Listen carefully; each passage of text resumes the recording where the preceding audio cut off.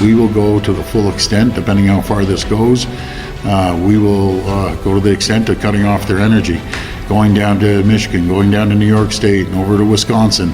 In a North American economy that moves more than $2 trillion United States dollars in cross-border trade every year, powers over 30 million American homes, and supports millions of manufacturing jobs on both sides of the border, a single sentence from Canada has just introduced a level of uncertainty not seen in decades.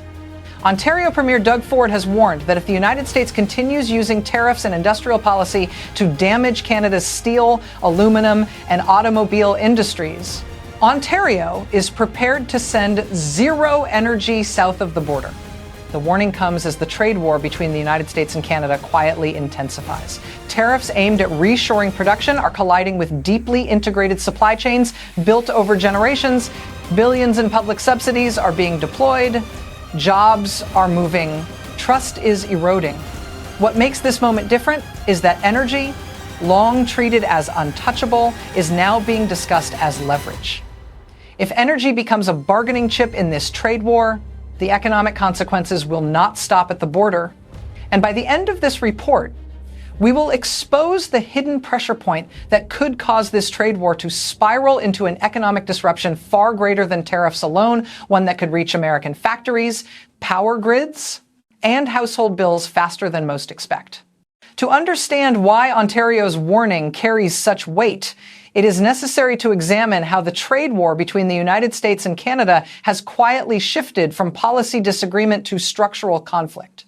For decades, North American trade functioned on a simple assumption.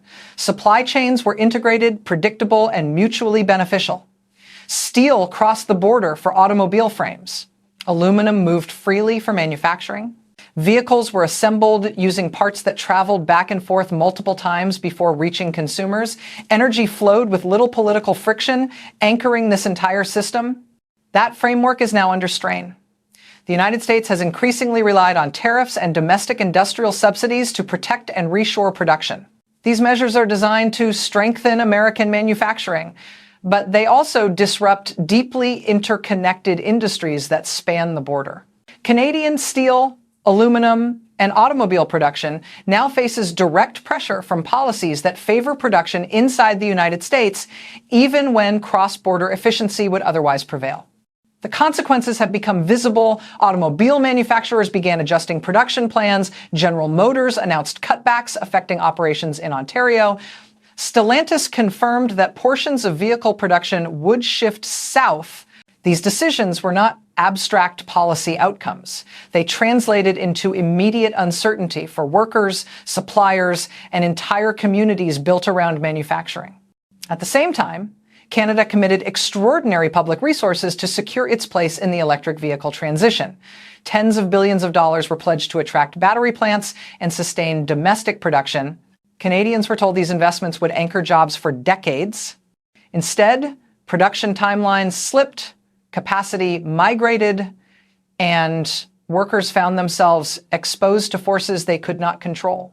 This growing gap between political promises and economic reality is where tensions hardened. Provincial leaders, facing public pressure and economic risk, began questioning whether Canada was absorbing the costs of a trade war without wielding any leverage of its own. That is the context in which Doug Ford's statement must be understood. It was not merely a reaction to tariffs. It was a response to a pattern: jobs moving south, subsidies failing to bind production, and a partner that appeared increasingly willing to prioritize unilateral advantage over shared stability. And as we will explore next, the moment energy enters this equation, the balance of risk may shift in ways that few in Washington have fully accounted for. Trade wars are often discussed in terms of percentages, balance sheets, and diplomatic statements. But the real cost emerges far from negotiating tables, inside factories, households, and local communities. In Canada, the impact has been immediate and deeply personal. Manufacturing towns across Ontario were built around steel, aluminum, and automobile production. These industries do not merely provide wages, they anchor local tax bases, support small businesses, and sustain public services. When production slows or shifts south, the damage ripples outward. Workers facing layoffs are not reacting to abstract policy shifts. They are calculating mortgage payments, grocery bills, fuel costs, and tuition fees. For many households, manufacturing income represents the difference between stability and financial stress. When jobs disappear, secondary employment follows. Restaurants close. Local suppliers struggle. Municipal budgets tighten. This is why public anger has intensified. Canadians were told that massive public investments in electric vehicle production would secure employment for the long term. Instead, they watched production timelines slip and manufacturing capacity drift toward the United States. To workers on the ground, the message felt unmistakable. The trade war favored American consolidation while leaving Canadian labor exposed. In the United States, the consequences may appear less visible at first, but they are no less real. American manufacturing depends heavily on uninterrupted energy and material inputs from Canada. When uncertainty enters that system, employers respond defensively. Capital spending slows, expansion plans are delayed, hiring becomes cautious. The trade war between the United States and Canada is no longer confined to policy language. It is shaping daily decisions made by workers and families on both sides of the border. And once that confidence erodes, it becomes difficult to restore. Yet the most profound effects may not be felt by workers alone. They may soon reach a far wider audience. For many Americans, trade disputes feel distant until prices begin to move. Energy is where that distance disappears. Ontario supplies electricity into several United States states that rely on cross-border power flows to stabilize their grids. These imports support manufacturing operations, data centers, hospitals, and residential neighborhoods. While an immediate cutoff is unlikely, the introduction of political risk alone can alter pricing dynamics. Energy markets respond not only to shortages, but to uncertainty. Utilities hedge, contracts are reassessed, long-term assumptions are revised. Even the perception that energy could become a bargaining tool forces market participants to prepare for volatility. For consumers, this matters in direct and indirect ways. Higher energy costs raise household electricity bills. They also increase the cost of producing goods, from automobiles to household appliances. Manufacturers pass those costs downstream. Retail prices rise quietly, steadily, and often without a clear headline explaining why. Tariffs already add pressure to this system. When combined with energy uncertainty, they compound inflationary risks. A trade war that begins with steel and aluminum can ultimately affect grocery prices, transportation costs, and housing affordability. This is where policy choices intersect with daily life. The United States may seek strategic advantage through tariffs, but the economic burden does not remain confined to foreign producers. It circulates back through domestic supply chains and consumer wallets. Canada understands this dynamic. By signaling that energy reliability is no longer unconditional, Ontario is not threatening immediate disruption. It is signaling that the era of automatic stability may be ending. And that signal forces a recalculation. As we move forward, the critical question is no longer whether tariffs create winners and losers in theory, but whether the United States is prepared for the broader economic exposure that comes when a trusted partner begins to reassess its role. Because in the next phase of this trade war, the consequences may not show up in press releases or diplomatic briefings. They may show up on monthly utility bills, factory cost reports, and household budgets across the United States. And in the next section, we will examine why this shift may represent a far greater strategic risk for Washington than most policymakers are willing to admit. From Washington's perspective, the current trade war strategy appears straightforward. Tariffs are deployed to protect domestic industries. Industrial subsidies are used to attract manufacturing investment. Jobs are reshored. Political credit is claimed. In isolation, each measure can be defended. But trade wars are rarely judged by individual policies. They are judged by cumulative consequences. The United States has long benefited from treating Canada as a uniquely reliable economic partner. Energy flowed north to south with minimal political risk. Raw materials arrived on time. Automobile supply chains functioned as a single continental system. This reliability allowed American manufacturers to operate with lower buffers, lower costs, and higher efficiency. That advantage is now being tested. When tariffs are applied to Canadian steel and aluminum, American manufacturers do not simply gain protection, they also absorb higher input costs. When automobile production shifts south, it may create jobs in one region, but it also introduces inefficiencies across a supply chain that was never designed to be fully national. The trade war reshapes incentives, but it also reshapes risk. Ontario's warning matters because it highlights a vulnerability Washington has not historically needed to price in. Energy imports from Canada were assumed to be politically neutral. That assumption reduced planning costs and stabilized pricing. Once that assumption weakens, utilities and manufacturers must reconsider long-term exposure. This is not about an imminent cutoff. It is about risk premium. When energy becomes uncertain, even hypothetically, financing becomes more expensive. Insurance costs rise. Investment decisions slow. These effects accumulate quietly and persist long after headlines fade. The United States may believe it can absorb this pressure. Its economy is large. Its energy resources are vast. But modern manufacturing depends on precision, timing, and predictability. Even small disruptions in cross-border coordination can erode competitiveness. Washington's greatest risk may not be retaliation itself, but miscalculation. Trade wars reward those who understand where leverage truly lies. And in this case, leverage may exist in places policymakers have long taken for granted. Yet the implications extend far beyond bilateral relations.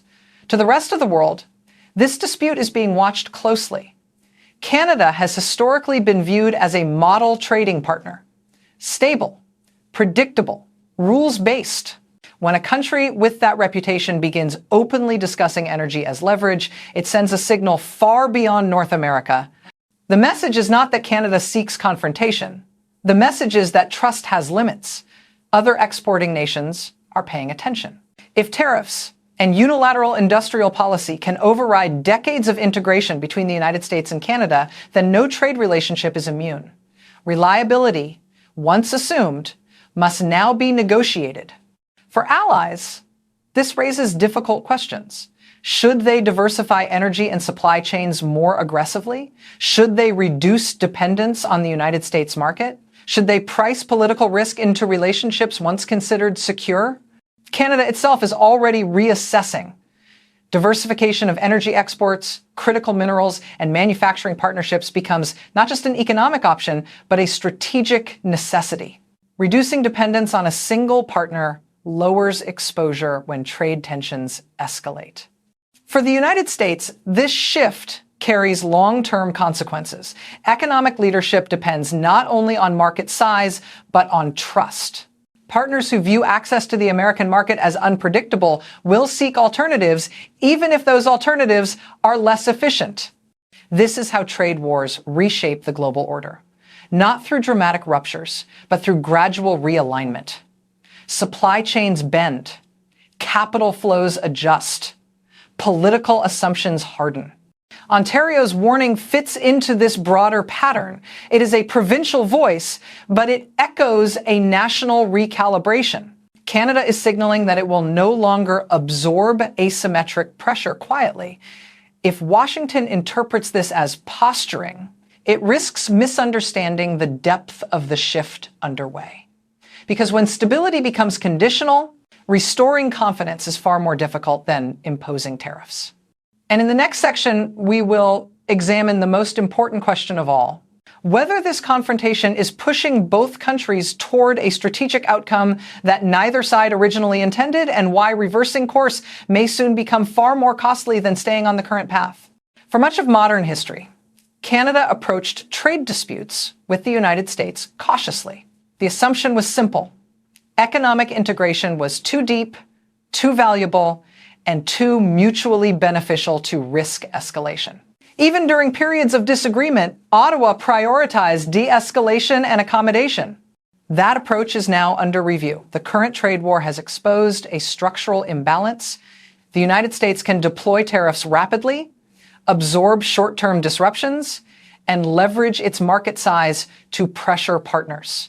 Canada, by contrast, faces concentrated exposure. When manufacturing jobs move south, the impact is immediate and localized. Communities feel it faster. Political pressure rises sooner. Doug Ford's energy warning reflects this reassessment. It signals that Canada is no longer willing to rely solely on rules, goodwill, or past assumptions of partnership. Instead, it is identifying areas of real leverage within an integrated system. Energy sits at the center of that leverage. Unlike manufactured goods, energy cannot be easily rerouted overnight. Transmission infrastructure is fixed. Grid stability depends on coordination. Substitutes are expensive and slow to scale. This gives energy a unique strategic value in any trade war between the United States and Canada. By placing energy on the table, even rhetorically, Ontario introduces uncertainty into a system built on predictability. That uncertainty forces Washington, utilities, and manufacturers to rethink risk. It also strengthens Canada's hand in future negotiations, even if no immediate action is taken. This strategy aligns with a broader shift. Canada is accelerating efforts to diversify trade relationships, expand energy exports beyond the United States, and reduce reliance on a single market that has become increasingly unpredictable. In a prolonged trade war, resilience becomes as important as efficiency. The warning, then, is not a threat of immediate disruption. It is a declaration that the old playbook no longer applies. But the most consequential effects may not emerge from Canadian strategy alone. From Washington's vantage point, the current approach may still appear manageable. The United States remains the world's largest economy. Domestic energy production is strong. Tariffs are politically popular in certain regions. The assumption is that pressure can be applied without provoking serious retaliation. That assumption may prove costly. Trade wars often unfold asymmetrically. The side with greater leverage believes escalation favors them. The risk lies in misjudging which assets are truly irreplaceable. In this case, the United States may be underestimating how much its manufacturing system depends on seamless integration with Canada. Energy reliability, once taken for granted, is a silent stabilizer. It lowers costs, reduces volatility, and enables long-term planning. When that stabilizer weakens, the system becomes more fragile. Investment hesitates, costs creep upward. Strategic flexibility narrows. More importantly, the political signal matters. If Canada, long viewed as the safest and most predictable partner, is willing to discuss conditionality, other partners will draw conclusions. Trust, once eroded, does not reset easily. Supply chains adapt slowly, but they adapt permanently. The danger for the United States is not an immediate blackout or economic shock. It is a gradual recalibration in which allies hedge, diversify, and reduce exposure. Over time, this shifts investment, influence, and bargaining power. This is how trade wars reshape leadership, not through dramatic collapse, but through accumulated strategic drift. If Washington continues to treat energy, supply chains, and allied trust as expendable tools in a trade war, it may discover too late that leverage cuts both ways, and the most damaging consequences may only become visible after policy choices have already hardened into long-term realities.